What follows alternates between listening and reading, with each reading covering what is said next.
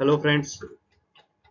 आज हम एक फ्रेज जो इंडिया में सबसे ज़्यादा यूज़ हो रहा है उसको समझने की कोशिश करते हैं कि वो है क्या, और अगर हमें वो पॉसिबल करना है तो वो हम कैसे कर सकते हैं। टॉपिक है skill capital of the world. अगर हमें भारत को skill capital of the world बनाना है तो पहली बात तो स्किल कैपिटल का मतलब क्या होता है वो हम देखते हैं, और कैसे हम स्किल कैपिटल बन सकते हैं पूरे वर्ल्ड के। और क्यों ये कहा जाता है कि ये इंडिया स्किल कैपिटल बन सकता है या भारत स्किल कैपिटल बन सकता है। एक्चुअली इसका सबसे बड़ा कारण ये है कि हमारी जो 65% पॉपुलेशन है वो उस ब्रैकेट में फॉल करती है जो जिसे हम यंग पॉपुलेशन बोलते हैं, मतलब 15 से 35 साल। तो हमारी जो मैक्सिमम पॉपुलेशन है वो हमारी 65% पॉपुलेशन जो है वो यंग पॉपुलेशन है।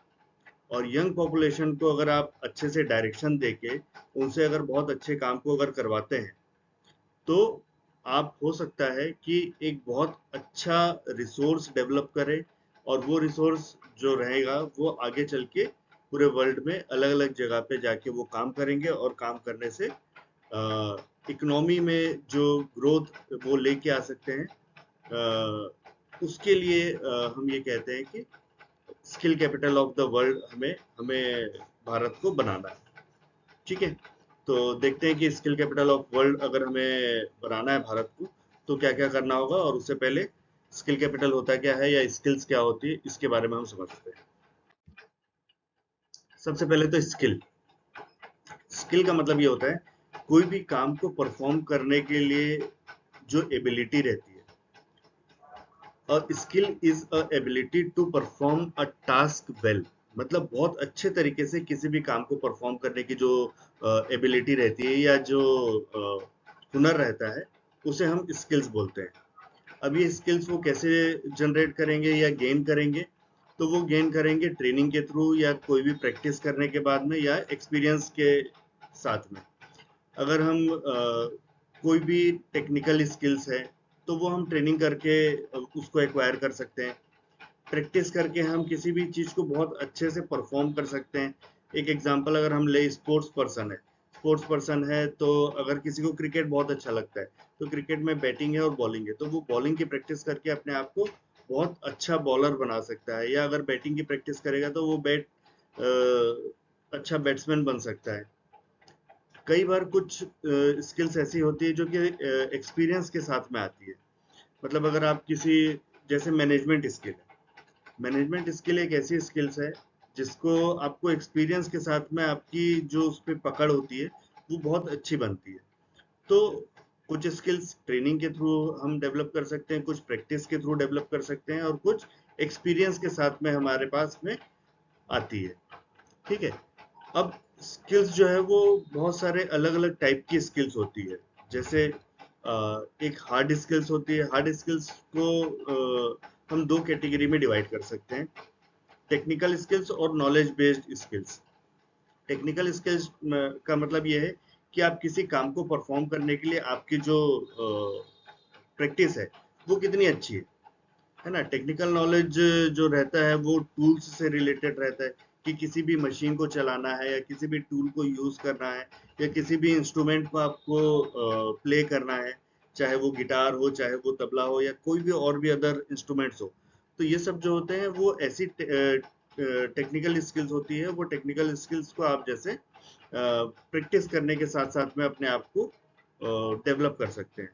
दूसरा स्किल्स होता है जो होता है हार्ड स्किल्स में जो ये आपकी कोर स्किल होती है ना, तो वो सेकंड है नॉलेज बेस्ड स्किल। ये जैसे किसी एक पर्टिकुलर फील्ड में, जैसे एक एग्जांपल यहाँ पे जो लिया गया है, एग्जांपल लिया गया है अकाउंटिंग का। अगर कोई पर्सन है, अकाउंटिंग है या लॉ है या मेडिकल या मेडिसिन की प्रैक्टिस कर रहे हैं, तो वो नॉलेज, अगर आपको अकाउंट्स में कोई चीज को काम करना है या अकाउंट्स के अकाउंटेंट बनना है बहुत अच्छे से, तो आपके पास में नॉलेज होना चाहिए कि अकाउंटिंग के प्रिंसिपल्स क्या होते हैं और किस तरह से उसको रिकॉर्ड करके रखा जाता है, किस तरह से उसको एनालाइज किया जाता है, कैसे उसको फाइनल डॉक्यूमेंट जो बनते हैं, फाइनल स्टेटमेंट्स जो बनते हैं उसे रीड किया जाता है, उसमें क्या क्या टॉपिक रहते हैं, वो सारी चीजें आपको पता होनी चाहिए। तो ये नॉलेज बेस्ड स्किल्स होती है जिसमें आपके दिमाग की ज्यादा जरूरत पड़ती है, और टेक्निकल स्किल्स में आपके हाथ में जो हुनर है वो चीज की जरूरत पड़ती है। तो ये दोनों ही आपके कोर स्किल जो हार्ड स्किल्स होता है उसके अंदर में आता है। ठीक है। सेकंड जो टॉपिक है कि और कौन से टाइप की स्किल्स होती है, तो वो होती है सॉफ्ट स्किल। सॉफ्ट स्किल बहुत सारे अलग अलग काम, आप कोई भी काम करो, आप चाहे मैनेजर हो, चाहे आप फ्रेशर हो, तो आपको कम्युनिकेशन स्किल्स बहुत कॉमन स्किल है जो कि हर किसी को आनी चाहिए। कम्युनिकेशन स्किल्स का मतलब ये नहीं है कि आप किसी एक लैंग्वेज में बहुत एक्सपर्ट हो गए हो। लैंग्वेज एक्सपर्टीज के बारे में बात नहीं कर रहे हैं यहाँ पे। कम्युनिकेट मतलब चाहे वो आप किसी भी भाषा में बोल रहे हो, सामने वालों को आप बहुत अच्छे तरीके से चीजें बता सक रहे हो कि आप क्या बोलना चाह रहे हो। वो हो सकता है वर्बल हो, चाहे वो रिटर्न में भी हो सकता है ना। तो कम्युनिकेशन आपकी बहुत अच्छी होनी चाहिए जिसमें आप अपनी भावनाओं को सामने वाले को बहुत अच्छे तरीके से व्यक्त कर सके। ठीक है। फिर उसके बाद में सॉफ्ट स्किल्स में एक लीडरशिप स्किल्स आती है। मैनेजर हो या सबऑर्डिनेट हो या फिर और भी कोई पर्सन हो या जूनियर हो, हर एक व्यक्ति अपने आप में एक लीडर होता है। अगर आप में लीडरशिप स्किल्स है, लीडरशिप स्किल्स का मतलब ये है कि जरूरत पड़ने पे अगर आप काम को बहुत अच्छे तरीके से टेकअप करके कंप्लीट कर देते हो, बिना किसी के इन्वॉल्वमेंट के, बिना किसी के मोटिवेट किए हुए, अगर आप सेल्फ मोटिवेट होके अगर किसी काम को पूरा परफॉर्म कर लेते हो, तो आप लीडर बन सकते हो, या आप में लीडरशिप स्किल्स है ना। कई बार क्या होता है कि कोई एक सिचुएशन आती है, उस सिचुएशन में चार लोग अगर कहीं खड़े हो और उनमें से कोई एक उसको लीड करके, जो वो सिचुएशन बैड सिचुएशन हो या अच्छी सिचुएशन हो, उस सिचुएशन से को हैंडल अच्छे से हैंडल करते हुए अगर उसे काम को वो परफॉर्म कर पाता है या कंप्लीट कर पाता है, तो वो एक अच्छी स्किल्स पर्सन में होती है। ठीक है। मैनेजर बनना एक अलग चीज होती है और लीडर बनना एक अलग चीज होती है। लीडर कोई भी बन सकता है, क्योंकि लीडरशिप के लिए आपको कोई क्वालिफिकेशन या कोई डेजिग्नेशन की जरूरत नहीं होती है। ठीक है। फिर एक सॉफ्ट स्किल्स जो हर एक व्यक्ति के पास में होनी चाहिए, वो है टीम वर्क की। अगर आप टीम में काम कर रहे हैं, कहीं पे भी काम कर रहे हैं, तो टीम में ही जनरली हम काम करते हैं, अकेले बहुत कम ऐसा काम होता है जो हम करते हैं। तो जब अगर हम टीम में काम कर रहे हैं, तो हमें टीम में काम करना आना चाहिए, और टीम में किस तरह से कम्युनिकेट करना होता है, किस तरह से एक के बाद एक टास्क को लेना होता है और उसके बाद उसको परफॉर्म करना होता है, तो वो बहुत इंपॉर्टेंट स्किल्स रहती है जो कि एक कैंडिडेट को आनी चाहिए, जो भी काम कर रहा है उसको वो आनी चाहिए। क्योंकि ये वो स्किल्स है, जैसे अभी जो मैं बता रहा था, कम्युनिकेशन स्किल हो या लीडरशिप स्किल हो, टीम वर्क वाली स्किल हो, प्रॉब्लम सॉल्विंग है, या अडॉप्टेबिलिटी वाली स्किल्स हो। मीन्स अगर आपके पास में प्रॉब्लम सॉल्विंग स्किल है, मीन्स कोई भी प्रॉब्लम आपके पास में आ रही है, आप उस प्रॉब्लम को पहले एनालाइज करते हैं कि वो क्या है, और उस प्रॉब्लम को एनालाइज करने के बाद में उसका बेस्ट पॉसिबल क्या सॉल्यूशन हो सकता है, ये अगर आप आइडेंटिफाई करके अगर अपने सीनियर के पास में या अपने किसी भी जिनके साथ में आप काम कर रहे हैं उनके पास में अगर लेके जाएंगे, तो उनको ये लगेगा कि हाँ, ये जो पर्सन है, ये एक ऐसा पर्सन है कि जो प्रॉब्लम को सिर्फ आइडेंटिफाई नहीं करता है, सॉल्यूशन को भी, पॉसिबल सॉल्यूशन को भी लेके आता है। और ऐसे लोगों का हर एक टीम में बहुत इम्पोर्टेंस होता है, और हर एक ऑर्गेनाइजेशन में ऐसे लोगों की जरूरत होती है। और ऐसे जो भी लोग होते हैं उनके आगे बढ़ने के जो चांसेस होते हैं वो बहुत ज्यादा होते हैं। एडॉप्टेबल मतलब अगर आप कोई भी नई चीजों को एडॉप्ट नहीं कर पा रहे हैं, तो ये एक बहुत बड़ी लिमिटेशन है किसी भी पर्सन के लिए, उसके आगे बढ़ने के लिए। तो हर एक पर्सन जो भी होते हैं, अगर उनके पास में एडॉप्टेबिलिटी वाली स्किल है कि वो नई चीजों को एडॉप्ट करते हुए चीजें नया नया सीख सकते हैं, नया नया चीजों को एक्सेप्ट कर सकते हैं, तब वो आगे बढ़ने के लिए एलिजिबल है। कई बार क्या होता है कि बहुत सारे लोगों को हमने देखा है जो रिजिड रिजिड होते हैं कि मेरे को जो काम करना है, मैं वही करूंगा और मैं जिस तरह से करते आ रहा हूं वैसा ही करते रहूंगा। पर समय के साथ में क्या होता है कि टेक्नोलॉजी चेंज होते जा रही है। टेक्नोलॉजी चेंज होते जा रही है तो नई टेक्नोलॉजी आ रही है, और जो पुरानी टेक्नोलॉजी है और जिस तरह से हम काम कर रहे थे वो खत्म होते जा रही है। तो एक समय के बाद में ऐसा होगा कि जिस टेक्नोलॉजी पे आप काम कर रहे हैं वो पूरी तरह से बंद हो गई, और आपने नई टेक्नोलॉजी सीखी नहीं उसी काम को करने के लिए, तो फिर होगा प्रॉब्लम। तो ऐसे लोग जो कि रिजिड माइंड से या एकदम फिक्स्ड माइंडसेट के साथ में काम करते हैं, वो सारे लोग आगे चल के कहीं ना कहीं प्रॉब्लम में आते हैं, और ऐसे लोगों को कोई भी ऑर्गेनाइजेशन बहुत ज्यादा आगे लेके जाने की इच्छा नहीं रखता है। ये ये जो स्किल्स है, ये जो सॉफ्ट स्किल्स, कम्युनिकेशन वाली, लीडरशिप, टीम वर्किंग वाली, या प्रॉब्लम सॉल्विंग, या एडॉप्टेबिलिटी, ये आपकी ऐसी स्किल्स है जो कि आपको कोई भी कोर काम करे, चाहे आप टेक्निकल काम कर रहे हो या फिर नॉलेज बेस्ड काम कर रहे हो, ये आपको आगे बढ़ने में हमेशा मदद करेगी। ठीक है। कुछ स्किल्स ऐसी होती है जिसको आप ट्रांसफर कर पाते हो, मतलब ट्रांसफर करने का मतलब ट्रांसफरेबल स्किल्स। ठीक। आप किसी एक ऑर्गेनाइजेशन में काम कर रहे हैं, वहां पे आपने कोई प्रैक्टिस सीखी या कोई सिस्टम सीखा, तो अब आप दूसरी ऑर्गेनाइजेशन में अगर जा रहे हैं तो आपने जो सीखा वो दूसरी ऑर्गेनाइजेशन में लेके गए, तो उस ऑर्गेनाइजेशन में जो अगर वैसा सिस्टम नहीं है, तो आप ये हो सकता है कि पुरानी ऑर्गेनाइजेशन में जो आपने सारी चीजें सीखी, वो चीज आप नई ऑर्गेनाइजेशन में जाके बता सकते हैं कि हम पुरानी ऑर्गेनाइजेशन में इस तरह से इस सिस्टम को, इस एसओपी को फॉलो करते थे। अगर वो सिस्टम या वो एसओपी हम इस ऑर्गेनाइजेशन में भी लेके आ जाए, तो हो सकता है कि हमारे काम करने का जो तरीका है या हमारी इफेक्टिवनेस जो है वो ऑर्गेनाइजेशन की बढ़ जाएगी, और जिससे प्रोडक्टिविटी भी हो सकते हैं बढ़ जाए।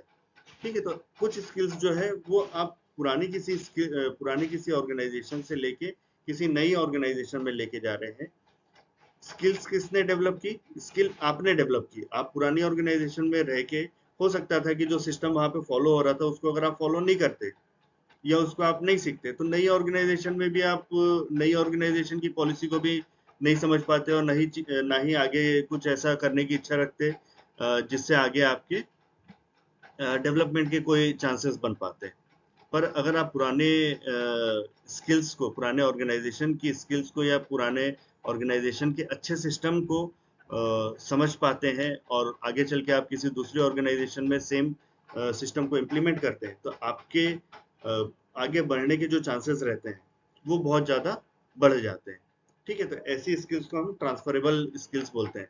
क्रिटिकल थिंकिंग या फिर कोई कंप्यूटिंग, मतलब आपने पुरानी ऑर्गेनाइजेशन में क्रिटिकल थिंकिंग का मतलब यह है कि आपको एक सिचुएशन दी गई है, आप उस सिचुएशन को एनालाइज करने की कोशिश कर रहे हैं। एनालाइज करके, सपोज एक छोटा सा एग्जांपल लेते हैं कि कहीं अगर पेट्रोल गिरा हुआ है, तो आपने अगर किसी ऑर्गेनाइजेशन में ये देखा है, या पहले आपके पास्ट एक्सपीरियंस से आपने ये समझा है कि अगर कहीं पर पेट्रोल गिरा हुआ है, तो हो सकता है अगर इसके ऊपर में कोई भी जलती हुई चीज गिर जाए तो उसमें आग लग सकती है।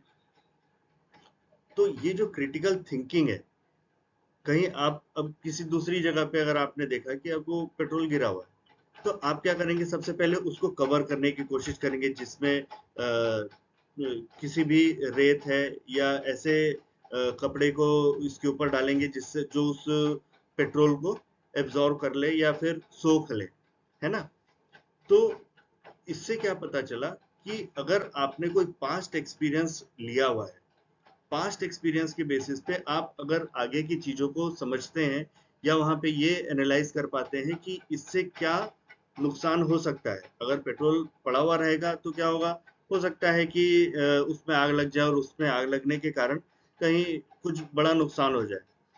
बट वो नुकसान ना हो, उसके लिए आपने प्रोएक्टिवली पहले से आपने क्या एक्शन लिया, और उस एक्शन से कोई दुर्घटना होने से बच गई। तो ये स्किल्स जो होती है वो आपके साथ में, समय के साथ में, आपके एक्सपीरियंस के साथ में बढ़ते जाती है, और ये एक्सपीरियंस आप किसी और को भी बता सकते हैं कि कहीं पेट्रोल गिरा हुआ था। अगर आगे चल के, जैसे मेरे जीवन में क्या है, मैं भी आपके साथ में डिस्कस कर रहा हूँ कि पेट्रोल अगर कहीं गिरा हो तो आप थोड़ा सा ध्यान रखिएगा, और उसके ऊपर में मिट्टी है या फिर रेत है, उसको उससे कवर कर दीजिए, जिससे क्या है कि मिट्टी और रेत जो है वो पेट्रोल को सोख ले। ये मेरे को जो नॉलेज था या जो मेरे को जानकारी थी वो मैंने अभी आपको बताई है ना? तो मतलब मैंने आपको एक स्किल ट्रांसफर करी, एक ऐसी स्किल ट्रांसफर करी, मतलब एक ऐसा नॉलेज ट्रांसफर किया, जो आप अगर कभी सेम सिचुएशन में आते हैं तो आप भी यही चीज को फॉलो करिए। और साथ ही साथ में अपने जो भी आसपास में जितने भी लोग हैं, उनको आप ये बताइए कि अगर ऐसी कोई सिचुएशन है जहाँ पे मतलब पेट्रोल गिरा हुआ है, तो उसको पहले रेत से कवर करिए या फिर मिट्टी से उसको कवर करिए, और इसको उसके आजू बाजू में थोड़ा एक मार्किंग करके रख दीजिए, जिससे बाकी लोगों को पता चले कि यहाँ पे कुछ गिरा हुआ है, यहाँ पे नहीं आना है। और अगर आपके पास में ऐसा कोई साइन है, डेंजर वाला साइन या फायर से रिलेटेड वाला साइन, तो आप वहाँ पे लगा दीजिए, सो दैट बाकी जो भी लोग उसको देखें वो उसको उस तरफ वहाँ पे किसी भी प्रकार की आग से संबंधित चीजें लेके ना जाए, जिससे आग लगने की जो पॉसिबिलिटीज है वो न बढ़े। ठीक है, ऐसा आप कोशिश करिए। तो इस तरह की स्किल्स जो कि आपके नॉलेज या एक्सपीरियंस के बेसिस पे आती है, वो आपकी ट्रांसफरेबल स्किल्स होती है, और आप एक जगह से दूसरी जगह जाते हो तो ये स्किल्स आप लेके जाते हो, है ना? अब एक बहुत इंपॉर्टेंट स्किल है जो कि पर्सनल स्किल्स है। पर्सनल स्किल्स जो होती है वो बहुत इंपॉर्टेंट होती है, एक पर्सन को आगे बढ़ने में और आगे डेवलप करने में बहुत मदद करती है। Emotional intelligence, EI. एआई तो अपन ने बहुत दिनों से बहुत कुछ सुनते आ रहे हैं एआई के बारे में, बट एआई अगर किसी के पास में है, एआई के पास में क्या नहीं है, तो वो इमोशन की कमी है। मतलब आर्टिफिशियल इंटेलिजेंस जो है वो है मशीन के पास में है, और मशीन के पास में क्या नहीं है, जो ह्यूमन के पास में है वो है इमोशन। ठीक है, अगर कोई सिचुएशन में किसी भी पर्सन को अगर आप जब भी काम कर रहे हैं तो काम किसके साथ में करेंगे? जनरली हम जो काम करते हैं वो काम करते हैं किसी न किसी पर्सन के साथ में, है ना? जो हमारी टीम में टीम मेंबर्स जो होते हैं। अब टीम मेंबर के साथ में सबसे बड़ा प्रॉब्लम, ह्यूमन के साथ में सबसे बड़ी प्रॉब्लम जो है वो है इमोशन से रिलेटेड, है ना? आपने किसी को डांट दिया तो उसको बुरा लग जाएगा, और बुरा लग गया तो हो सकता है कि वो काम अच्छे से नहीं करेगा। ठीक है, अगर किसी के घर में कोई प्रॉब्लम है, तो वो जब ऑफिस में आके या किसी भी फैक्ट्री में आके काम करेगा तो वो बहुत अच्छे से परफॉर्म नहीं कर पाएगा। तो जो पर्सन जो सीनियर इमोशनली बहुत ज्यादा कनेक्टेड हो सकता है अगर किसी के साथ में, तो वो उस पर्सन को हर कोई बहुत पसंद करता है। और जिस पर्सन के अगर सीनियर आपकी केयर कर रहा है, आपकी बहुत मदद कर रहा है, आपके इमोशंस को समझ रहा है, तो जो जूनियर रहता है ना वो आपके लिए कुछ भी कर देगा। मतलब वो सीनियर के लिए ये नहीं देखेगा कि टाइम, अगर सपोज किसी भी ऑफिस में 10 से 6 का टाइम है, 6 बजे के बाद में अगर आपके सीनियर ने बोला कि थोड़ा सा रुक के एक छोटा सा मेरा हेल्प कर दो या ये वाला काम कंप्लीट करके जाना, तो अगर अगर सीनियर का व्यवहार हमेशा अच्छा रहता होगा जूनियर के साथ में, तो वो जूनियर उसकी मदद करके कर सकता है। बट अगर उसका व्यवहार हमेशा बुरा रहता होगा, ना ही वो उसकी कोई मदद करता होगा, ना ही वो सामने वाले, मतलब वो जूनियर की कोई इमोशन को समझने की कोशिश करता होगा, तो ऐसी सिचुएशन में क्या होगा कि वो जो जूनियर है वो बोलेगा मेरा काम तो है नहीं, मेरा टाइम खत्म हो गया है, अब मैं जा रहा हूँ। तो ऐसे जो पर्सन है जो इमोशनली अपने आप को और अपने आसपास में जितने लोग हैं उनसे कनेक्ट कर पाता है, और उनके इमोशन को समझने की कोशिश करता है, और जो इमोशनली बहुत ज्यादा स्ट्रांग भी है। मतलब ऐसा नहीं कि इमोशन में आके बह जाने का मतलब ये है कि सामने वाला आपको बेवकूफ बनाते जा रहा है और आप सामने वाले की बात को मानते हुए सारा कुछ कर रहे हो, ये नहीं करना है। बट हाँ, सामने वाले की प्रॉब्लम को या सामने वाले की इमोशन को समझना, जो पर्सन जानता है या जो समझ पाता है, वो बहुत अच्छा आगे जाके लीडर बन सकता है।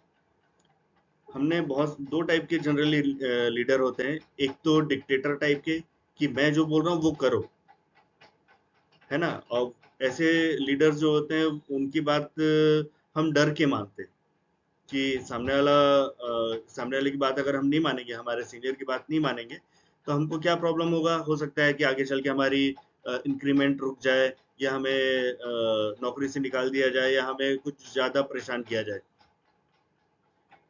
दूसरा टाइप का जो लीडर होता है या जो सीनियर होगा, वो होगा जो कि थोड़ा एम्पैथी दिखाता है। एम्पैथी दिखाना मतलब सामने वाले को चीजें समझना, और सामने वाले की बातों को मानना। ठीक है, तो आप इसकी भी बात को मानने की कोशिश करोगे और इनके हिसाब से भी काम करने की कोशिश करोगे, है ना। तो दो टाइप के लीडर होते हैं, एक जो आपको डरा धमका के काम करवाता है, दूसरा आपसे प्यार मोहब्बत से काम करवाता है। दोनों में से अगर आपको चॉइस मिले तो जनरली, मतलब अगर मुझे चॉइस मिले, तो मैं तो ऐसे व्यक्ति के साथ में काम करना चाहूंगा जो डरा धमका के मेरे से काम नहीं करा रहा है। काम वो मेरे से मेरी बातों को भी समझ रहा है, मैं भी उनकी बातों को समझ रहा हूँ, क्योंकि ऑर्गेनाइजेशन में हम काम कर रहे हैं। हम अल्टीमेटली ऑर्गेनाइजेशन के गोल के लिए काम कर रहे हैं। दोनों ही लीडर अपने ऑर्गेनाइजेशन के गोल को पूरा करने के लिए काम कर रहे हैं, पर दोनों का जो तरीका है वो अलग अलग है। और जनरली हम ऐसे व्यक्ति के साथ में काम करने की इच्छा रखते हैं जो थोड़ा सा अच्छा हो, जो इमोशनली चीजों को समझ पाता हो। ठीक है। सेकंड, पर्सनल स्किल्स जो है वो बहुत इंपॉर्टेंट है, बहुत इंपॉर्टेंट है। अगर ये पर्सन में नहीं है तो व्यक्ति के बहुत ज्यादा आगे बढ़ने के चांसेस बहुत कम है। वो है इंटीग्रिटी। अगर आप ऑनेस्ट नहीं है, अगर आप अपनी कंपनी के लिए लॉयल नहीं है, अगर आप अपने प्रिंसिपल्स से, अपने एथिक्स से हट के कोई काम कर रहे हैं, तो आपको आपको बहुत कम लोग ज़्यादा आगे पसंद करना चाहेंगे। और अगर आप ऐसे व्यक्ति हो जो गलत प्रैक्टिस को अपनाते हुए आगे बढ़ने की कोशिश कर रहे हैं, तो हो सकता है कि आप शुरुआत में कुछ अच्छे जीत जाएं, आप कुछ आगे बढ़ जाएं, पर लॉन्ग टर्म में आप बहुत ज़्यादा आगे नहीं बढ़ पाएंगे। तो हर एक व्यक्ति जो भी काम करने वाला है या जो भी एम्प्लॉय है, उसको उसको ऑनेस्ट होना बहुत ज़रूरी है, एथिकली काम करना बहुत ज़्यादा ज़रूरी है। अगर आप एथिकल नहीं है, आपकी इंटीग्रिटी पे मतलब अगर आप गलत काम करने के लिए भी तैयार हो जाते हो, तो वो आपको आगे चल के प्रॉब्लम देगा। ठीक है। तो एक बहुत इंपॉर्टेंट स्किल्स जो कि हर एक पर्सन के पास में होनी चाहिए, और जिस पर्सन के पास में इंटीग्रिटी का इशू है, मतलब जो काम अच्छे से नहीं करते हैं, ऑनेस्टली नहीं करते हैं, करप्शन में इन्वॉल्व होते हैं, या फिर ऐसे अपने पोजीशन का गलत फायदा उठाते हैं, तो ऐसे सारे लोगों का फ्यूचर जो है बहुत सही नहीं होता है। ठीक है। तीसरी पर्सनल स्किल्स जो है, जो कि हर एक व्यक्ति में होनी चाहिए, फ्लेक्सिबल होना चाहिए, एकदम रिजिड नहीं होना चाहिए। मतलब कोई नया काम आया, या अगर टाइम के बियॉन्ड, अगर कभी कभी कभी अगर आपको बोला जाए कि आप थोड़ा सा आधा घंटा रुक के ये वाला काम और कर लीजिए, तो पर्सन को रिजिड नहीं होना चाहिए कि नहीं, मेरा टाइम खत्म हो गया, मैं जा रहा हूँ। तो ऐसे लोग जो कि फ्लेक्सिबल हैं, और अगर सपोज ऐसे लोगों को कुछ नया काम दिया जा रहा है, आप किसी एक पोजीशन पे कुछ एक काम कर रहे थे, एक्स वाई जेड काम कर रहे थे, आपको एबीसी काम दिया गया, तो एक्स वाई जेड काम को छोड़ के आप एबीसी में भी आने की कोशिश करिए। एबीसी में भी अगर आप आते हैं, तो इसका मतलब ये है कि आप इतने फ्लेक्सिबल है कि नई चीजें सीखना चाहते हैं।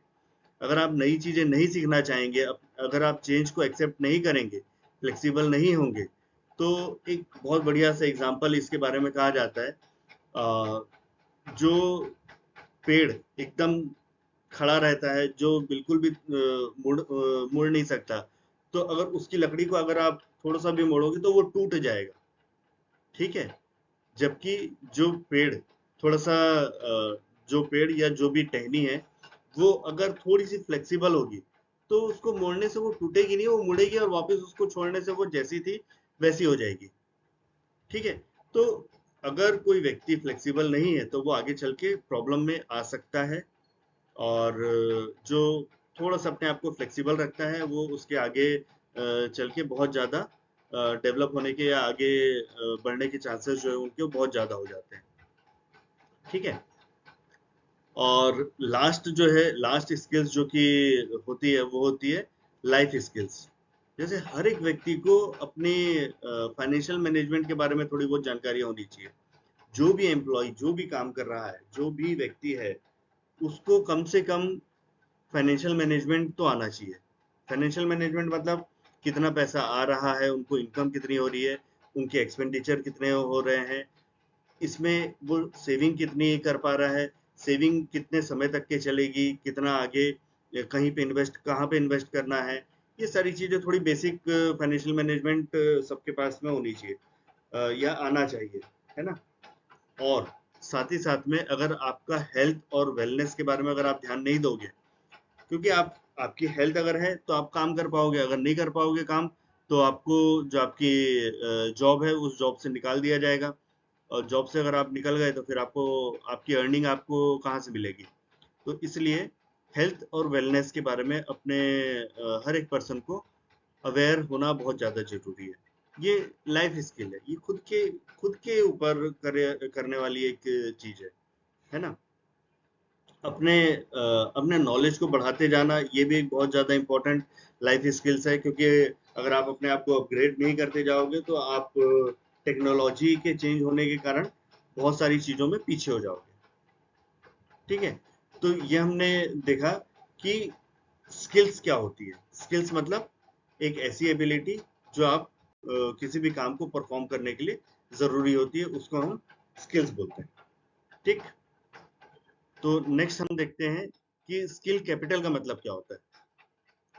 स्किल कैपिटल का मतलब आपके पास जो भी स्किल्स है, अगर आप उसको पैसे में कन्वर्ट कर पा रहे हैं तो उस स्किल्स को हम बोलते हैं, वो इकोनॉमी, मतलब एक ऐसी स्किल्स जो, जिसको आप यूज करके पैसा अर्न कर रहे हो, इकोनॉमिक वैल्यू जिससे बढ़ रही है आपकी, उस स्किल्स को हम ऐसी स्किल्स बोलते हैं जो स्किल कैपिटल आगे चल के बनती है। ठीक है। तो skill capital refers to economic value of an individual's skills, knowledge और एबिलिटी। मतलब किसी भी एक पर्सन की जो भी स्किल, नॉलेज और एबिलिटी है, वो अगर इकोनॉमिक वैल्यू में कन्वर्ट हो सकती है या उसे आप पैसे में कन्वर्ट कर पाते हो तो वो स्किल कैपिटल कहलाता है। ठीक है।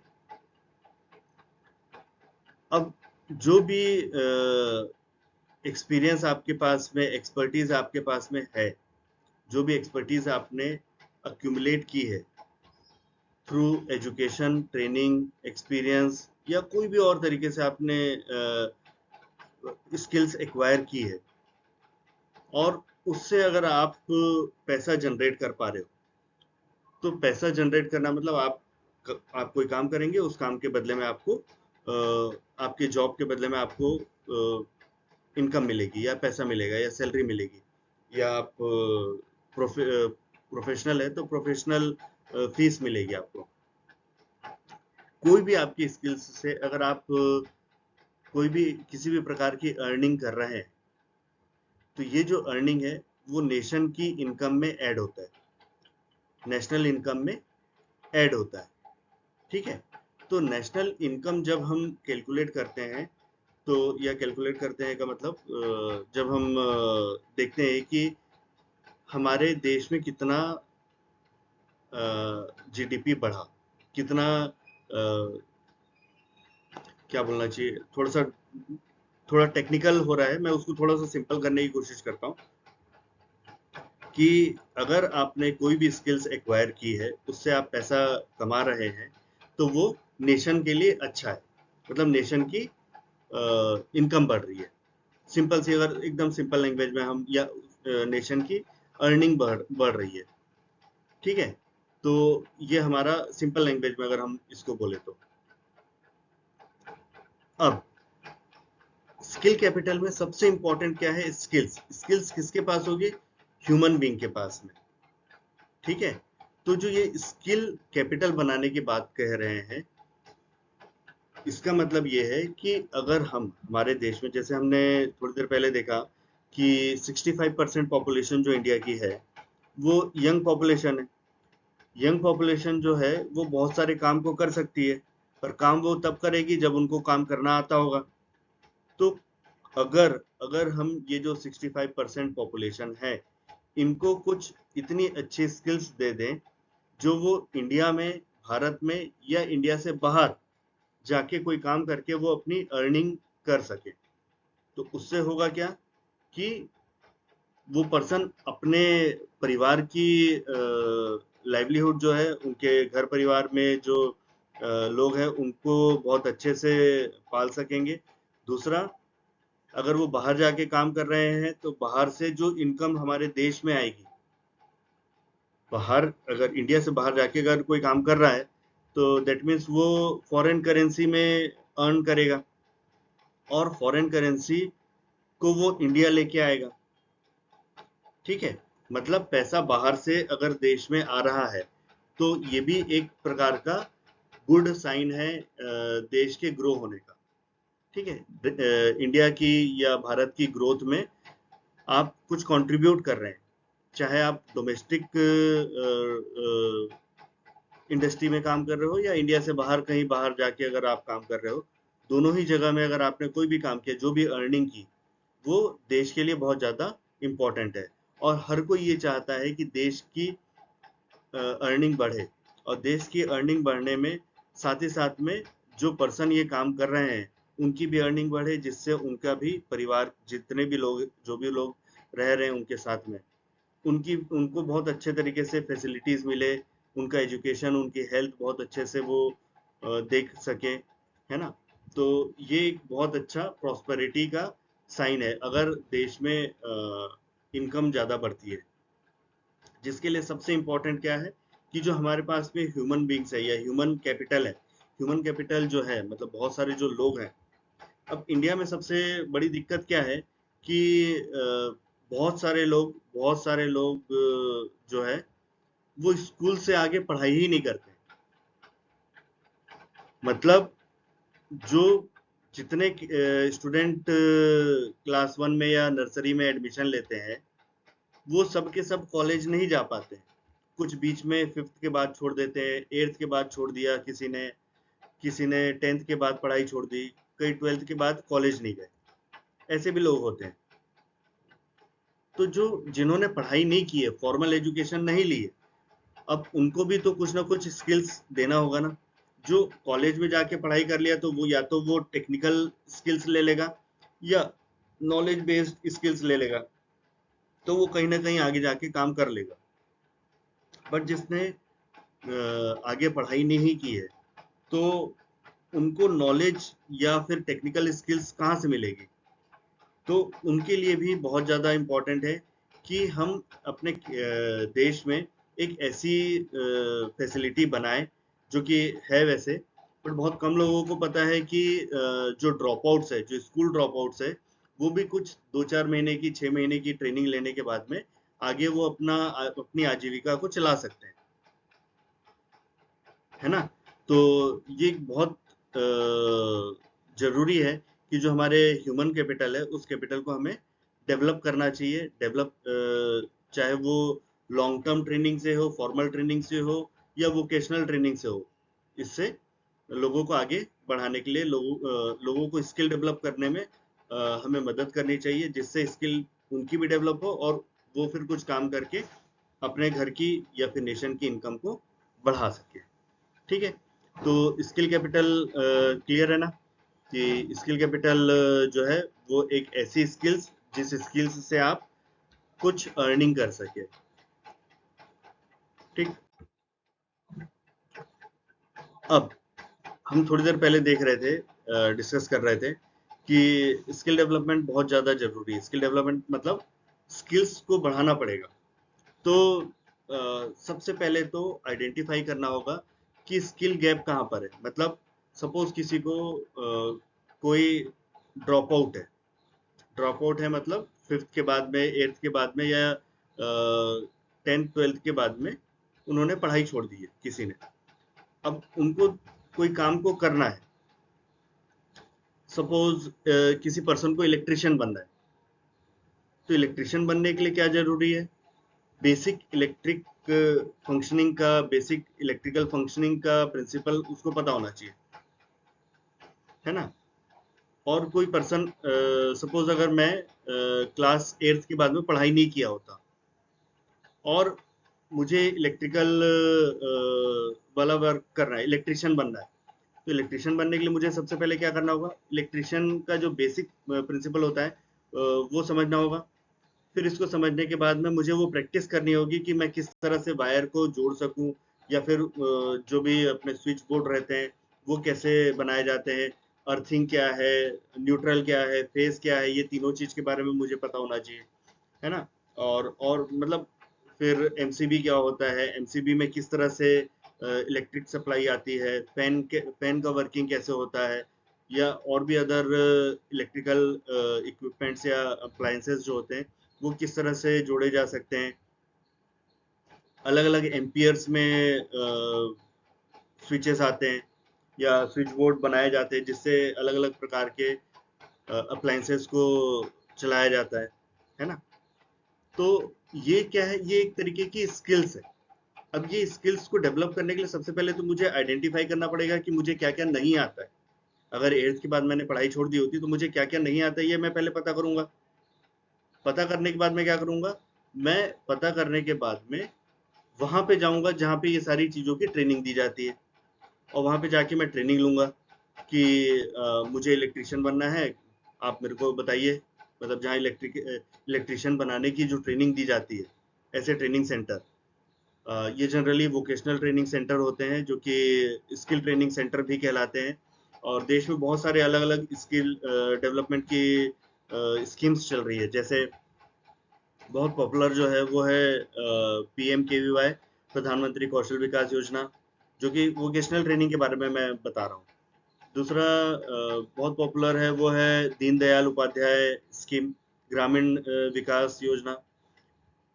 फिर इसको, इन सबको करने के लिए कुछ सेंटर्स बनाए गए हैं जो कि PMKVY सेंटर्स कहलाते हैं, या PMKK सेंटर्स कहलाते हैं, या स्किल हब सेंटर्स कहलाते हैं। मतलब ये वो सब जगह है जहाँ पे आपको vocational training, short term training जो कि 2-4 महीने की होती है, 3 महीने की, 6 महीने की होती है, जहाँ पे आप जाके अगर आप 5वीं पास है या 8वीं पास भी है, आप वहाँ पे जाओ, वहाँ पे जाके अपने स्किल्स को डेवलप करो। 6 महीने का कोर्स है तो 6 महीने की वहाँ पे पढ़ाई करो। पढ़ाई वहाँ पे मैक्सिमम जो है 70% वहाँ पे ट्रेनिंग जो होती है वो होती है प्रैक्टिकल बेस्ड। मतलब आप लैब में जाके वहाँ पे प्रैक्टिस करोगे कि किस काम को किस तरह से किया जाता है।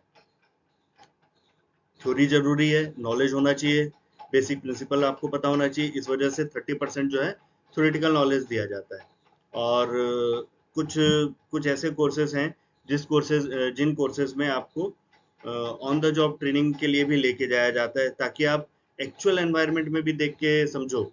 सपोज अगर इलेक्ट्रिशियन का अगर कोई कोर्स कर रहा है, तो उसे एक जो बिल्डिंग नई बन रही होगी वहां पे लेके जाएंगे, और वहां पे आपको बताया जाएगा कि किस तरह से वायरिंग की जा रही है, किस तरह से पाइप को डाला जा रहा है, वायर को डाला जा रहा है, किस तरह से स्विच बोर्ड को बनाया जा रहा है, पंखे के लिए कितना मोटा वायर चाहिए रहता है, ट्यूबलाइट के लिए कितना चाहिए रहता है, एसी के लिए आपको कितना, किस थिकनेस वाला वायर को यूज करना है।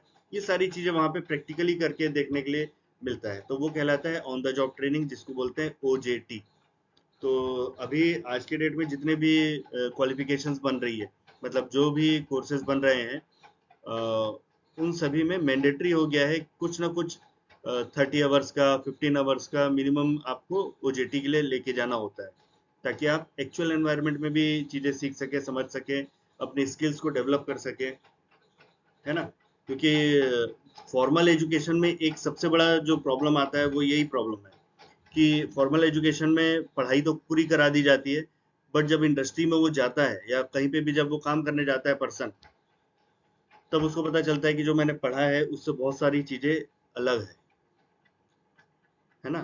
तो स्किल डेवलपमेंट में या जो ऐसे वोकेशनल ट्रेनिंग प्रोग्राम होते हैं, उसमें OJT को इसलिए बहुत ज़्यादा फोकस किया गया है, या प्रैक्टिकल ट्रेनिंग को इसलिए बहुत ज़्यादा फोकस किया गया है कि आप जैसे ही कहीं पे भी काम करने के लिए जाएं तो आप रेडी टू वर्क हो। मतलब ऐसा ना हो कि आपके लिए कुछ नया चीज देखने को मिले। आप जाओ, आपने बिल्डिंग देख ली एक बार कि बिल्डिंग में कैसे काम हो रहा है, तो अब अगली बार अगर आप कहीं वाकई काम कर रहे हो, कहीं पे आपको जॉब मिल गई है, तो आपको पता है कि हाँ बिल्डिंग में किस तरह से काम होता है। लैब में आपने बहुत सारी प्रैक्टिस की है और एक्चुअल एनवायरनमेंट में भी देख लिया है कि वो किस तरह से होता है। अब इन दोनों चीज़ों का जो नॉलेज है, जो एक्सपीरियंस है, वो आप जहाँ पे एक्चुअल काम करने जाओगे वहाँ पे आप अप्लाई करोगे। ठीक है? तो ये होता है स्किल डेवलपमेंट। सबसे पहले आइडेंटिफिकेशन ऑफ स्किल गैप होता है कि आप में क्या चीज़ की कमी है। जिस चीज़ की कमी है उस चीज़ को कमी को पूरा करने के लिए आप एक ऐसे ट्रेनिंग सेंटर में जाते हो जहाँ पे आप अपने आप को नॉलेज वाइज और टेक्निकली स्किल वाइज दोनों ही चीज तरीके से आप अपने आप को डेवलप करते हो। ठीक है? और कोई पर्सन 6 महीने के बाद, मतलब 6 महीने की ट्रेनिंग करने के बाद में अगर वो इलेक्ट्रिशियन का जॉब करना सीख जाता है, मतलब काम करना सीख जाता है, या कोई प्लम्बिंग का काम करना सीख जाता है, या कोई ऑटोमोटिव इंजीनियर, सॉरी इंजीनियर नहीं, टेक्नीशियन बन जाता है ना? तो वो अपने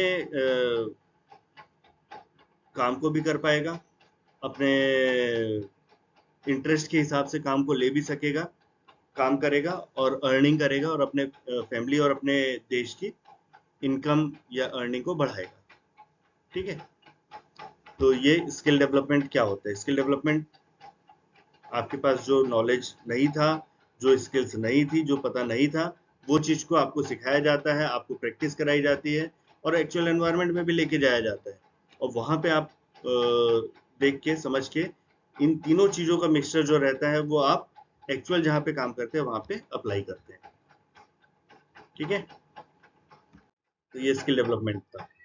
अब टाइप ऑफ स्किल डेवलपमेंट, मतलब स्किल जो रहता है वो अलग अलग टाइप के लोगों को दिया जा सकता है। एक तो फ्रेशर के बारे में हमने अभी थोड़ी देर पहले पूरा डिस्कशन कर लिया कि जिसको कुछ नहीं पता है वो एक ऐसे सेंटर पे जाएगा जहाँ पे जाके वो पूरा थ्योरेटिकल नॉलेज लेगा, प्रैक्टिकल करके प्रैक्टिस अपने बढ़ाएगा और ऑन द जॉब ट्रेनिंग में जाके वो एक्चुअल एनवायरनमेंट को समझेगा। सेकेंड होता है अप स्किलिंग। फर्स्ट था फ्रेश स्किलिंग, मतलब जिसको जीरो है, कुछ भी नहीं आता था, उसको पूरा सिखाया गया, मतलब जीरो से सिखाया गया। अप स्किलिंग का मतलब क्या है कि किसी पर्सन को कोई काम आता है बट वो बहुत अच्छे से नहीं कर पा रहा है, तो उसके लिए क्या होगा? Up skilling.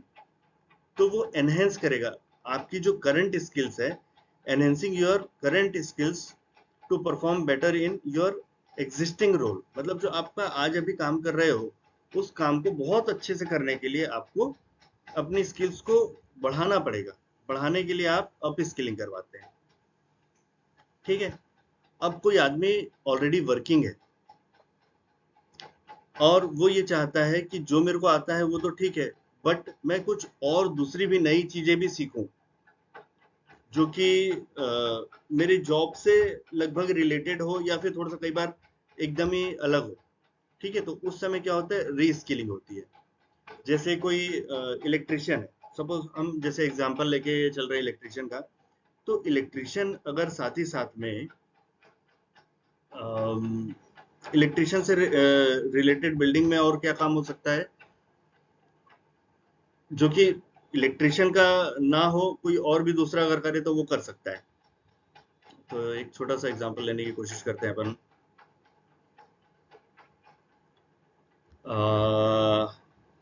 सपोज कोई इलेक्ट्रिशियन है, वो इलेक्ट्रिशियन कोई जो कोई जो एसी रिपेयर है या कोई इलेक्ट्रिकल इक्विपमेंट के रिपेयर का ट्रेनिंग भी ले लेता है, तो उससे क्या होगा कि उसको इलेक्ट्रिशियन का तो बेसिक हाउस वायरिंग क्या होती है वो चीज को वो जानता है, बट साथ ही साथ में वो ये चीज को भी जानता है कि अगर कोई इलेक्ट्रिकल अप्लायंसेस, सपोज फ्रिज हो गया या वॉशिंग मशीन हो गई, मिक्सी हो गया, इस तरह के अप्लायंसेस को भी वो अगर रिपेयर करना सीख जाता है, तो ये क्या किया उन्होंने? मेन काम उसका क्या था? इलेक्ट्रिशियन का। बट इलेक्ट्रिशियन के साथ साथ में उसने एक ऐसी और नई स्किल्स भी सीख ली जिससे वो एडिशनल इनकम कमा सकता है उसी घर से, है ना। टीवी रिपेयरिंग सीख लिया। जो इलेक्ट्रिकल से संबंधित चीजें हैं उनको अगर वो सीख लेता है तो वो क्या होता है कि वो रीस्किलिंग में काउंट होता है। जो स्किल्स पहले से उसको नहीं आती थी वो चीज को वो सीख गया। रिलेटेड भी हो सकता है या फिर क्रॉस स्किलिंग भी हो सकती है। मतलब जो अब जैसे एक और चीज अगर हम देखें, हमने इलेक्ट्रिशियन वाला देखा, इलेक्ट्रिशियन का अगर वो इलेक्ट्रिकल अप्लायंसेस को भी चलाना सीख गया या उसको रिपेयर करना सीख गया, ये चीज हो गया रीस्किलिंग में।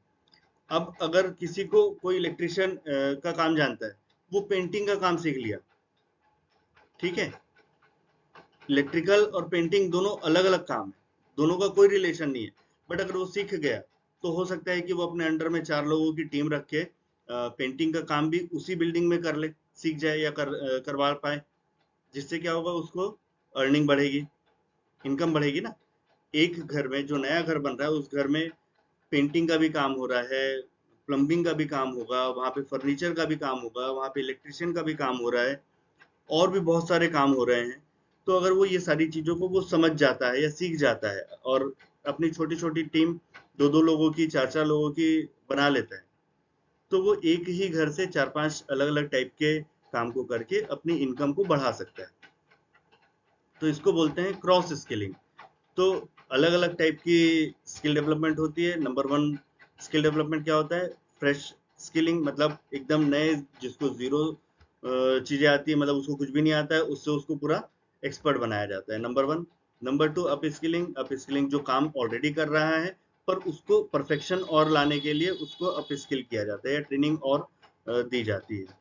रीस्किलिंग जो कि रिलेटेड काम को अगर वो कर ले, या जो कि हो सकता है दूसरे भी नॉट अनरिलेटेड काम भी हो, बट वो उसके करियर में बढ़ने के लिए हेल्पफुल रहेगा, तो वो रीस्किलिंग कहलाता है। और क्रॉस स्किलिंग मतलब आप किसी एक सेक्टर में काम कर रहे हो, किसी दूसरे टाइप का भी काम करना चालू कर दो, जिससे आपकी अपनी अर्निंग आप बढ़ा सको। तो ये 4 टाइप की major type of skill development होते हैं, जो कि अलग-अलग लेवल पे लोग अपना करते रहते हैं। Source of skill development. अब जो स्किल डेवलपमेंट है वो आप स्किल डेवलपमेंट करोगे कहाँ से? अगर आपको कोई स्किल एक्वायर करनी है तो वो आप लोगे कहाँ से? तो 2 टाइप के लोग होते हैं, जो पढ़ाई छोड़ चुके हैं, नंबर 2 पे जो दिया हुआ है ड्रॉप आउट्स, और नंबर 1 जो अभी पढ़ाई कर रहे हैं, मतलब जो कंटिन्यू लर्निंग अभी भी कर रहे हैं, जो लर्नर हैं अभी भी, वो उनके लिए किस तरह से वो स्किल डेवलपमेंट करेंगे अपना, या कहाँ पे करेंगे, और दूसरा ड्रॉप आउट्स कहाँ पे करेगा। तो सबसे पहले जो कंटिन्यू कर रहे हैं उनके लिए सबसे अच्छा सोर्स जो है वो है फॉर्मल एजुकेशन। जो इंडिया में स्कूल है, कॉलेजेस हैं, आईटीआई है, पॉलिटेक्निक है, ये जो कि एस्टैब्लिश्ड ट्रेनिंग इंस्टीट्यूशन है, वहाँ पे जाके वो ट्रेनिंग ले सकते हैं। जैसे वो डिग्री ले सकते हैं, डिप्लोमा ले सकते हैं, सर्टिफिकेट प्रोग्राम ले सकते हैं, कहीं पे भी कोई भी एजुकेशनल इंस्टीट्यूशन में जाके, ठीक है। फिर कुछ सर्टिफिकेशन प्रोग्राम होते हैं। सर्टिफिकेशन प्रोग्राम जैसे प्रोजेक्ट मैनेजमेंट से रिलेटेड है, कोई आईटी से रिलेटेड है, या स्पेशलाइज्ड इंडस्ट्री में अगर कोई काम को करना है जिससे वो अपने करियर को बूस्ट कर सकते हैं। जैसे कोई पर्सन फैक्ट्री में काम कर रहा है, उन्होंने सिक्स सिग्मा करके एक प्रोग्राम है, उसका अगर सर्टिफिकेशन प्रोग्राम कंप्लीट कर लिया तो वो फैक्ट्री में बहुत अच्छे से काम कर पाएंगे, ठीक है। उनकी वैल्यू बढ़ जाएगी, क्योंकि उन्होंने सिक्स सिग्मा या ऐसा वाला प्रोग्राम किया है। दूसरा, एक आईएसओ से रिलेटेड अगर किसी ने कोर्स कर लिया है, तो आईएसओ करने के बाद में कोई भी पर्सन किसी भी कंपनी में प्रोसेस ड्रिवन कंपनी में अगर वो काम कर रहा है तो उसका आगे बढ़ने के चांसेस बढ़ जाएंगे, ठीक है। ये सब सर्टिफिकेशन प्रोग्राम है ना। फिर एक कोई अगर फैक्ट्री में काम कर रहा है तो एक इंटरनेशनल सर्टिफिकेट है जो कि सेफ्टी और फायर सेफ्टी से रिलेटेड है, या हेल्थ, ऑक्यूपेशनल और सेफ्टी से रिलेटेड है। तो जिसके लिए HSC करके एक डिपार्टमेंट होता है, हेल्थ, सेफ्टी और एनवायरनमेंट।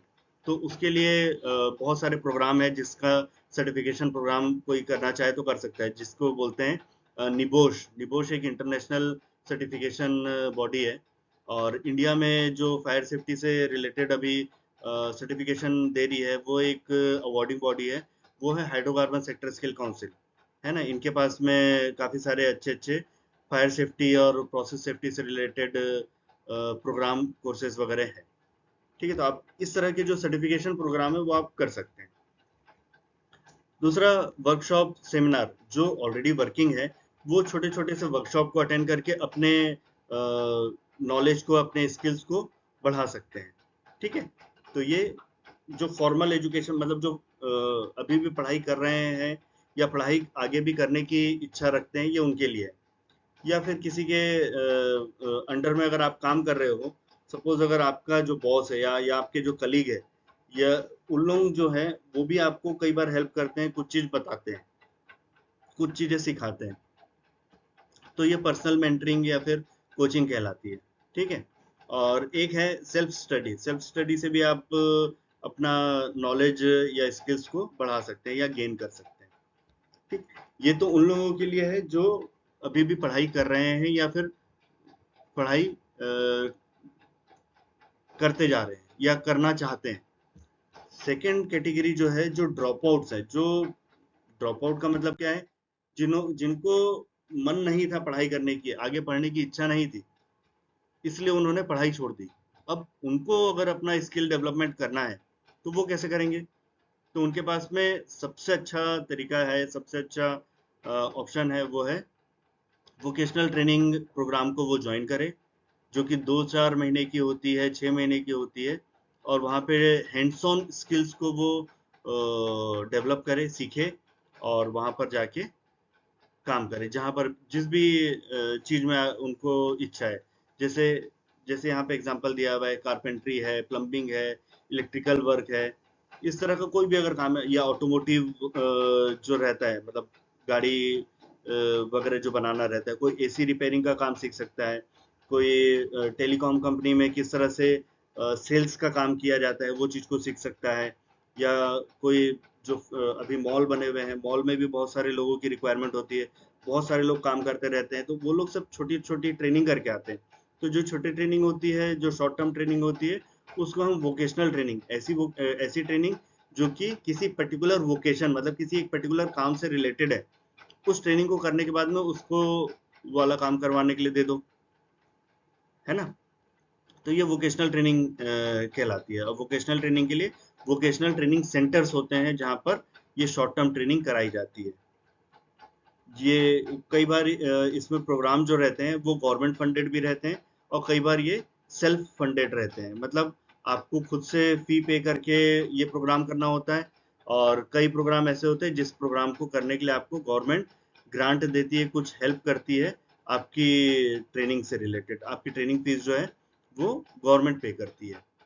तो ये भी कुछ ट्रेनिंग प्रोग्राम रहते हैं। दूसरा, ड्रॉप आउट्स कहाँ से अपने स्किल्स को डेवलप कर सकता है, वो है गुरु चेला परंपरा। गुरु चेला परंपरा का मतलब क्या है कि कोई पर्सन है ना, हेल्पर हेल्पर के रूप में किसी वेल्डर के साथ में चले गया। मतलब एक वेल्डर है जो वेल्डिंग का काम कर रहे हैं, और वेल्डिंग के साथ में एक पर्सन की हेल्पर की जरूरत पड़ी, तो एक पर्सन हेल्पर के रूप में चला गया। अब काफी समय बाद, मतलब 2-4 महीने बाद में क्या होता है कि जो गुरु रहता है ना, मतलब जो सीनियर रहता है, जो वेल्डर है, जो वेल्डिंग का काम जान रहा है, वो थोड़ा थोड़ा काम सामने वाले से करवाते जाता है, हेल्पर से भी करवाता है। तो जो हेल्पर को वो सिखा रहा है, बता रहा है कि किस तरह से काम किया जाता है, तो ये गुरु चेला परंपरा कहलाती है। इसमें क्या होता है कि गुरु काम करते भी जाता है और चेले को सिखाते जाता है, या चेला मीन्स जो साथ में चल रहा है, हेल्पर है, उसको सिखाते जाता है।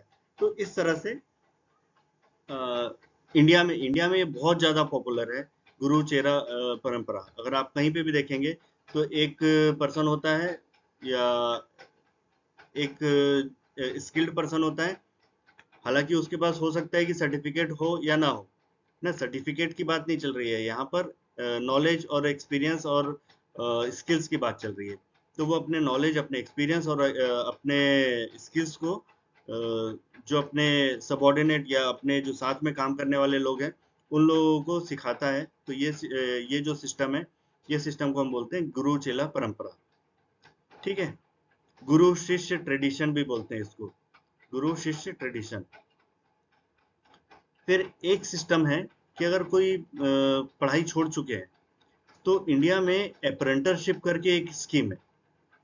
इस स्कीम के अंडर में क्या होता है कि जो ऑर्गेनाइजेशन जिनके पास में 30 से ज़्यादा 30 से ज़्यादा अगर ऑन रोल एम्प्लॉय हैं तो उनको अप्रेंटिसशिप प्रोग्राम के अंदर, ये एक लॉ है इंडिया में, उस लॉ के अंडर में मिनिमम 2.5% अप्रेंटिस को एंगेज करना होता है ना।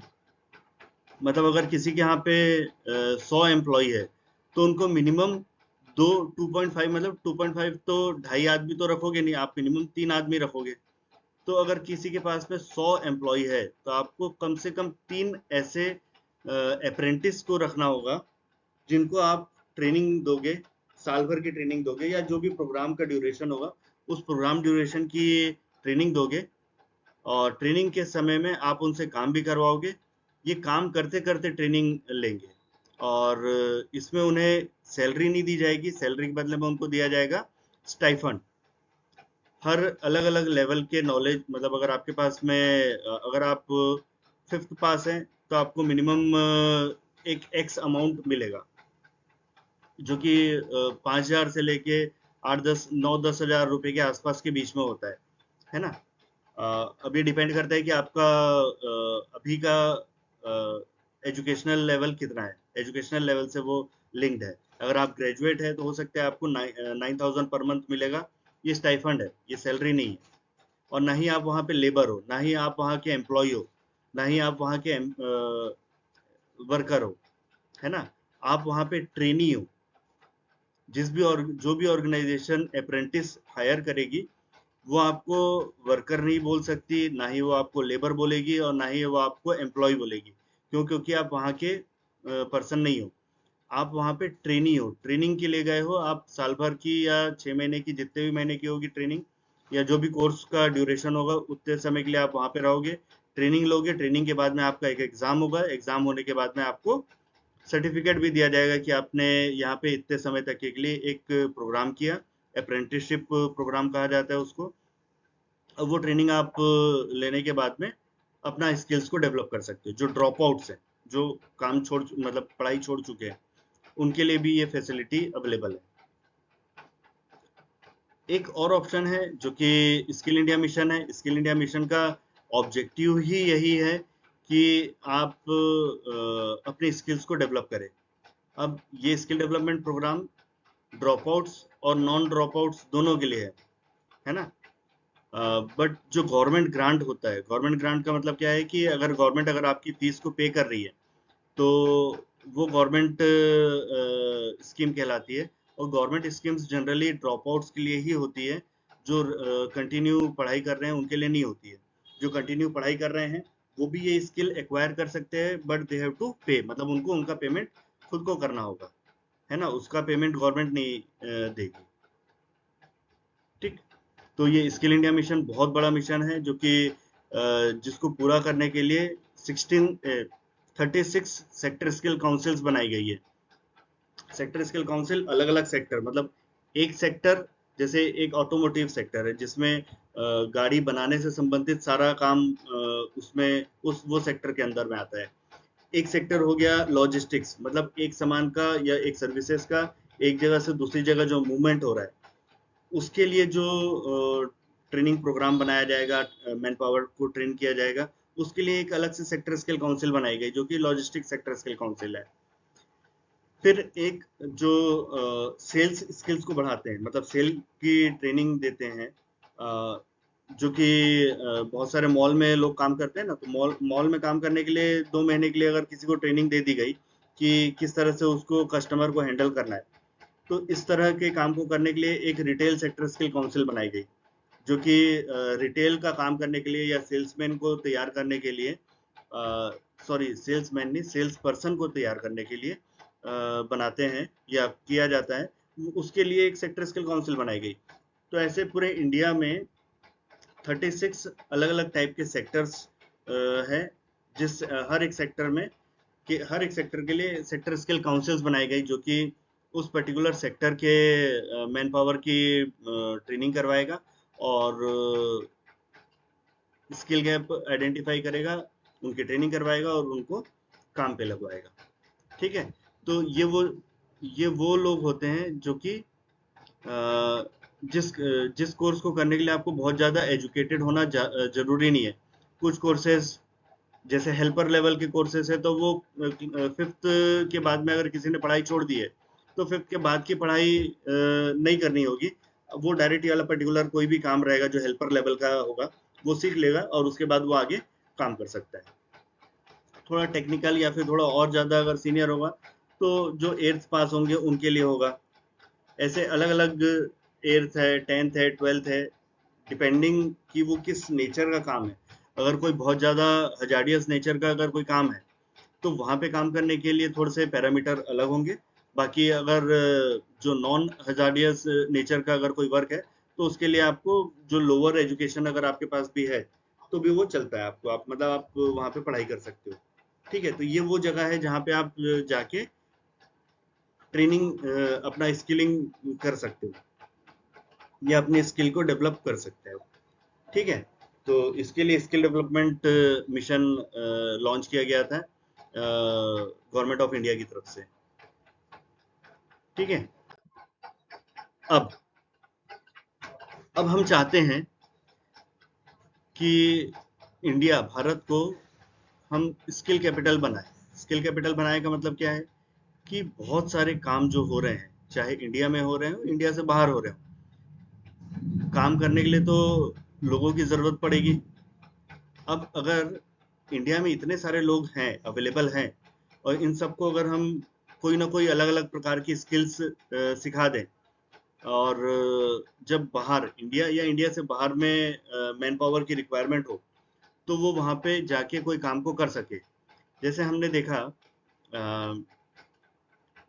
जो मिडिल ईस्ट कंट्रीज हैं वहाँ पे बहुत लोगों की डिमांड होती है, वहाँ पे मैन पावर की शॉर्टेज हमेशा बनी रहती है, बट वहाँ पे काम करने के लिए आपको 2-5 अलग अलग टाइप की स्किल्स की ज़रूरत होती है। जैसे या तो वहाँ पे उन लोगों को डिमांड होती है कंस्ट्रक्शन वर्कर की, जो कंस्ट्रक्शन से रिलेटेड काम को जानते हो। अगर हमारे यहाँ पे कंस्ट्रक्शन का काम करने जानने वाले लोग हों तो हम यहाँ से वहाँ पर उनको भेज सकते हैं। दूसरा, वहाँ पर ऑयल एक्सप्लोरेशन और ऑयल को हैंडल करने से रिलेटेड बहुत सारे मैन पावर की रिक्वायरमेंट होती है। तो वहाँ पर अगर हमारे देश में हम ऑयल की हैंडलिंग या ऑयल के ऑपरेशन में जितने भी काम होते हैं उससे रिलेटेड अगर मैन पावर को तैयार कर दें तो यहाँ से लोग वहाँ पे जाके काम कर सकते हैं। सेम अभी कुछ दिनों पहले हमने एक जापान है, जापान के बारे में एक बताता हूँ मैं, कि जापान में ओल्ड एज पीपल बहुत ज़्यादा है ना? जैसे इंडिया अगर यंगेस्ट कंट्री है, तो जापान में ओल्ड एज जो पॉपुलेशन है वो बहुत ज़्यादा है। तो ओल्ड एज पॉपुलेशन के साथ में सबसे ज़्यादा दिक्कत होती है उनकी हेल्थ से रिलेटेड। तो वहाँ पे हेल्थ केयर का जो काम कर रहे हैं या हेल्थ केयर से रिलेटेड जिनको काम आता है, उनकी बहुत ज़्यादा डिमांड है ना? हेल्थ केयर मीन्स अगर सपोज कोई नर्सिंग का काम जानता है ना? बेसिक मेडिसिन से रिलेटेड नर्सिंग जो अगर किसी को आती है तो इंडिया से बहुत ज़्यादा हम जापान में लोगों को भेज सकते हैं। क्यों भेज सकते हैं? क्योंकि वहाँ पे जो ओल्ड एज पीपल है उनको उनका डेली जो वो वर्क कर रहे हैं उसमें उनकी वो हेल्प चाहते हैं, है ना? तो हेल्थ केयर में जो भी काम कर रहे हैं या नर्सिंग से रिलेटेड कोई अगर ट्रेनिंग करके यहाँ से इंडिया से वहाँ पे जाएंगे तो उनकी बहुत ज़्यादा सैलरी भी होगी, उनको एज कम्पेयर टू इंडिया से ज़्यादा सैलरी मिलती है। फिर एक एग्जांपल मैं और देता हूँ। अभी हमने देखा कि हालांकि ये थोड़ा कंट्रोवर्सी भी हो सकती है इसमें, पर ये बात ये है कि इसराइल में बहुत सारी बिल्डिंगें गिरी जब अभी जो वॉर चल रहा था, तो बिल्डिंगें गिरी, तो बिल्डिंग को फिर से कंस्ट्रक्ट करने के लिए कंस्ट्रक्शन वर्कर की जरूरत थी। तो इंडिया से बहुत सारे कंस्ट्रक्शन वर्कर वहां पे जाके काम कर रहे हैं अभी। इंडिया में बहुत सारे लोग ऐसे हैं जो स्किल्ड मैन पावर थे यहाँ से, यहाँ पर जो सीखे वो वहां पे जाके अभी बिल्डिंग बनाने का काम कर रहे हैं, है ना। तो कहने का मतलब क्या है कि अगर इंडिया में ऐसे बहुत सारे स्किल्ड मैन पावर होगी, तो जब भी कहीं पे भी या तो इंडिया में या इंडिया से बाहर डिमांड होगी, तो वो वहां पे जाके काम को कर सकते हैं। दो टाइप के होते हैं, दो टाइप के काम होंगे। नंबर वन, ऐसा काम जो कि थोड़ा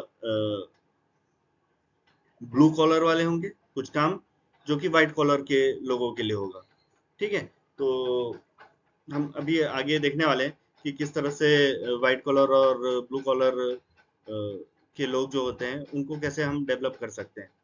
तो इंडिया के पास में अभी अपॉर्चुनिटी ये है कि अगले कम से कम 30 साल, 25-30 साल तो हम मान के चल सकते हैं कि हम यंग पॉपुलेशन हमारे पास में बहुत ज़्यादा रहेगी।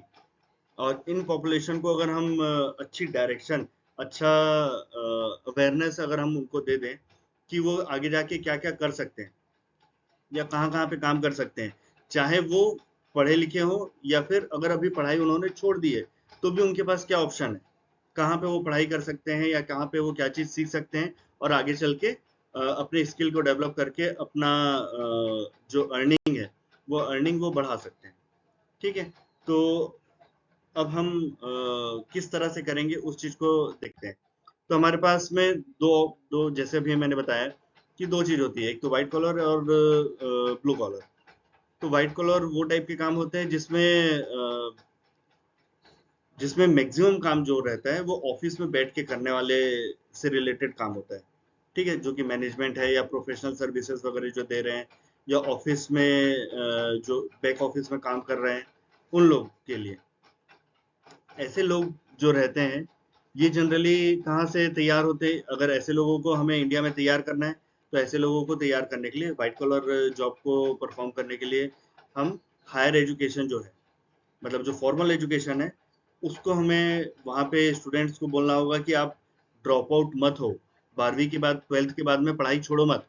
पढ़ाई छोड़ने से आपको नुकसान है। अगर आप आगे चल के कॉलेज में या आईटीआई में या पॉलिटेक्निक में कहीं पे जाके अगर आप अच्छी एजुकेशन अपनी ले लेते हैं, तो आगे चल के आपको थोड़ा ऐसा जॉब मिल जाएगा जहाँ पे आपको बैक ऑफिस में बैठना होगा। आपको जरूरी नहीं है कि आपको फील्ड में जाके काम करना पड़ेगा। ठीक है, सेकंड है जो प्रोफेशनल स्किल्स जो रहती है, जैसे अगर हम प्रोफेशनल स्किल्स की बात करें तो जैसे एक सीए है या लॉयर है, तो सीए और लॉयर क्या करते हैं, सीए लॉयर अपने नॉलेज, मतलब वो जो उन्होंने अपना नॉलेज गेन किया है या जो अपने आप को वो लॉ के मतलब जो पॉलिसीज है वो पॉलिसीज के बारे में जो उनको पता है, वो अपनी जो स्किल है वो उस स्किल को या नॉलेज को दूसरों से शेयर करके वो अपनी अर्निंग करते हैं।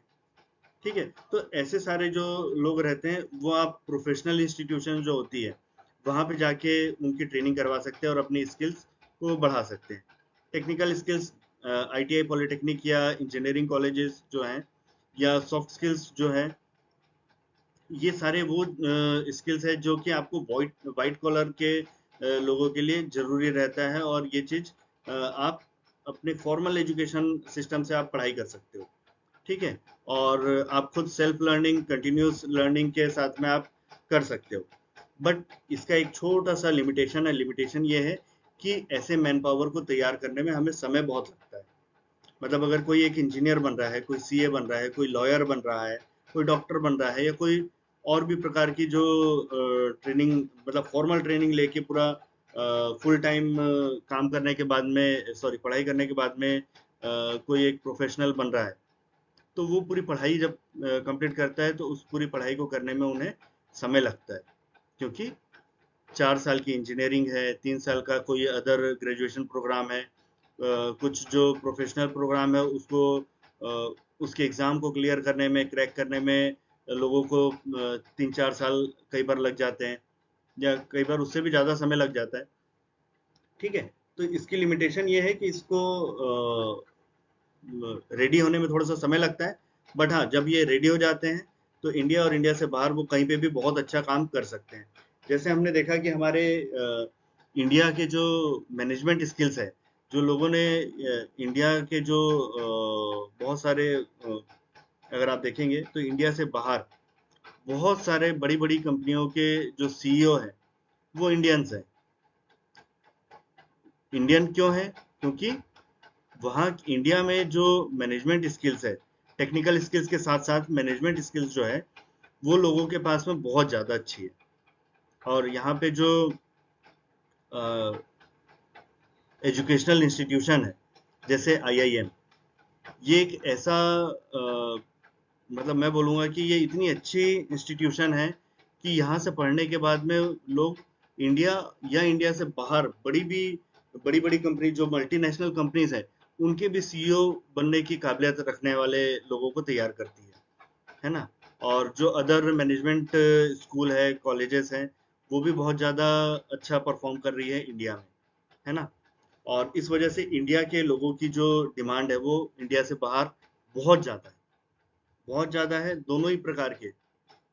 चाहे वो फील्ड में काम करने वाले लोग हो, चाहे वो मैनेजमेंट लेवल पे काम करने वाले लोग हो, दोनों के लिए ही इंडिया में बहुत ज़्यादा मतलब इंडियंस की बहुत ज़्यादा डिमांड है पूरे वर्ल्ड में, है ना? क्योंकि इंडियंस में बहुत सारी चीज़ें जो इनबिल्ट है, मतलब वो हार्ड वर्किंग होते हैं, वो एथिकल रहते हैं, वो कोई भी ऐसी गलत चीज़ों में इन्वॉल्व बहुत कम होते हैं जिससे कंपनी का नुकसान हो, है ना? और हार्ड वर्किंग तो बहुत ज़्यादा होते हैं। इंडियंस जितने हार्ड वर्किंग है उतना मतलब बहुत कम कंट्रीज है वहाँ के लोग इतने हार्ड वर्किंग है। ठीक है? तो ये व्हाइट कॉलर जॉब्स के लिए अगर हमें लोगों को तैयार करना हो, इंडियंस को तैयार करना हो, तो हम हायर एजुकेशन, प्रोफेशनल डेवलपमेंट वाले प्रोग्राम, टेक्निकल स्किल्स लोगों को सिखा सकते हैं, सॉफ्ट स्किल्स सिखा सकते हैं और जो लोग ये सब कर रहे हैं, उनको ये इनकरेज करें कि वो अपने स्किल्स को हमेशा अपग्रेड करते रहें या अपने नॉलेज को हमेशा अपग्रेड करते रहें थ्रू कंटिन्यूअस लर्निंग। मतलब वो अपने आप को हमेशा डेवलप या अपग्रेड करते चले। ठीक है? सेकंड है for blue collar jobs. Blue collar job जो रहता है उसमें मैनुअल वर्किंग या फील्ड से रिलेटेड वर्क या टेक्निकल स्किल्स की बहुत ज़्यादा डिमांड होती है ना? सपोज अगर एक फैक्ट्री है, फैक्ट्री में जो लोग काम कर रहे हैं, तो वो ब्लू कॉलर एम्प्लॉय कहलाते हैं, जिसमें मैनुअल वर्किंग की बहुत ज़्यादा रिक्वायरमेंट होती है, मतलब बहुत ज़्यादा ज़रूरत होती है और इनको हैंड्स ऑन ट्रेनिंग देना बहुत ज़्यादा ज़रूरी है, क्योंकि ये एक्चुअली मशीन में काम कर रहे हैं। अगर उन्हें काम बहुत अच्छे से करना नहीं आएगा, तो वो हो सकता है कि मशीन में प्रॉब्लम आ जाए या काम अच्छे से नहीं कर पाएँ और प्रोडक्टिविटी थोड़ी-सी कम रहे। तो हैंड्स ऑन ट्रेनिंग इसमें बहुत ज़्यादा ज़रूरी रहती है, प्रैक्टिकल पे ज़्यादा फोकस किया जाता है। तो ऐसे लोगों को ब्लू कॉलर जॉब्स के लिए अगर हमें बहुत ज़्यादा तैयार करना है, तो उसके लिए सबसे मतलब 2-5 जो ऑप्शन है, उसमें है नंबर 1 गुरु चेला परंपरा। गुरु के साथ में एक चेला को लगा दो, तो वो अपने आप चेले को डेवलप कर देगा। अप्रेंटिसशिप प्रोग्राम जैसे हमने देखा कि अप्रेंटिसशिप प्रोग्राम में लोग काम करते-करते ट्रेनिंग लेते हैं। मतलब ट्रेनिंग लेते-लेते काम भी करते हैं, कहने का मतलब ये है। तो ऐसे लोग प्रैक्टिकल स्किल्स या हैंड्स ऑन ट्रेनिंग जो होती है, वो उनको मिलते जाती है। टेक्निकल स्किल्स जो है, वो टेक्निकल ट्रेनिंग ट्यूशंस होते हैं। वहाँ पे वो ये टेक्निकल ट्रेनिंग स्किल्स जो है, वो एक्वायर कर सकते हैं। फिर एडॉप्शन टू टेक्नोलॉजी। अगर कोई एक पर्सन है जो कि एक टाइप के मशीन को काम करना अच्छे से जानता है और आगे चल के वो कोई नई टेक्नोलॉजी आती है सिमिलर टाइप के काम को करने के लिए, तो उस समय वो अपने आप को अपग्रेड कर सकता है नई टेक्नोलॉजी को सीखने के बाद में। ठीक है? अब मैंने आपको बताया था वोकेशनल ट्रेनिंग इंस्टीट्यूशन होते हैं, जैसे पीएमकेवीवाई सेंटर, जैसे skill development training centre, DDU GKY के सेंटर, पीएम के के सेंटर्स, स्किल हब सेंटर्स, ये सब वो सेंटर्स होते हैं जहाँ पे short term vocational training program कराया जाता है। और इस ट्रेनिंग प्रोग्राम में आप जो ड्रॉप आउट्स रहते हैं, जो कि बहुत ज़्यादा पढ़े नहीं है, बहुत ज़्यादा पढ़े नहीं है, मतलब ये है कि 5th पास भी नहीं है तो भी उनके लिए प्रोग्राम है, अगर वो 8th पास है तो उनके लिए भी प्रोग्राम है। मतलब आपने अगर स्कूल लेवल पे ही अगर ड्रॉप आउट ले लियो, मतलब ड्रॉप आउट हो गए हो, तो भी आप यहाँ पे जाके अपनी ट्रेनिंग, अपनी स्किल्स को बढ़ा सकते हैं या सीख सकते हैं नई स्किल्स को, और अपनी अर्निंग कर सकते हैं। हमारा जो इंडिया में बहुत ज़्यादा बड़ा पॉपुलेशन जो है, वो पॉपुलेशन जो है यंग तो है बट अनस्किल्ड है। खाली ह्यूमन बीइंग या ह्यूमन रिसोर्स होने से हम डेवलपमेंट नहीं कर पाएंगे। वो अगर उन ह्यूमन बीइंग्स को या ह्यूमन रिसोर्स को स्किल्ड बना देते हैं, हम मीन्स पूरा देश मिलके, तो वो ये आगे चल के अपनी स्किल्स को बढ़ा भी पाएंगे, अपने स्किल्स के बेसिस पे वो अर्निंग भी कर पाएंगे, जिससे इंडिया और इंडिया के बाहर में वो काम करेंगे और इंडिया का नाम रोशन करेंगे, अपने इंडिया की जो ग्रोथ है उसमें वो हेल्प कर सकेंगे।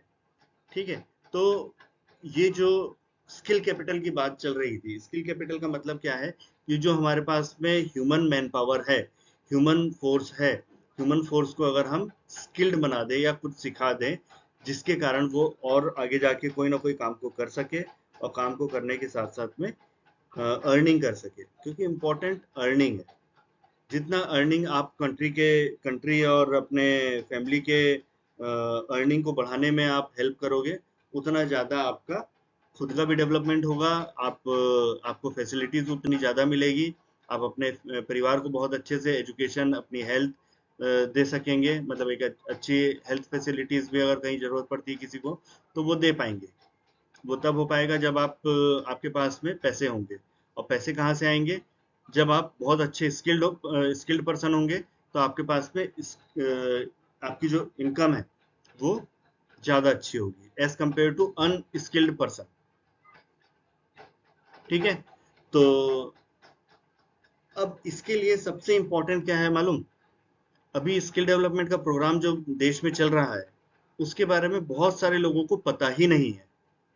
बहुत सारे लोगों को स्किल डेवलपमेंट के बारे में पूछा जाए तो पता नहीं क्या होता है, ऐसा जवाब मिलता है। ठीक है, जबकि पूरा फॉर्मली पूरी मेहनत करके बहुत बड़ा सिस्टम बनाया गया है इंडिया के अंदर में, जिसको स्किल इकोसिस्टम कहते हैं। ये इकोसिस्टम के बारे में बहुत ज़्यादा लोगों को पता ही नहीं है।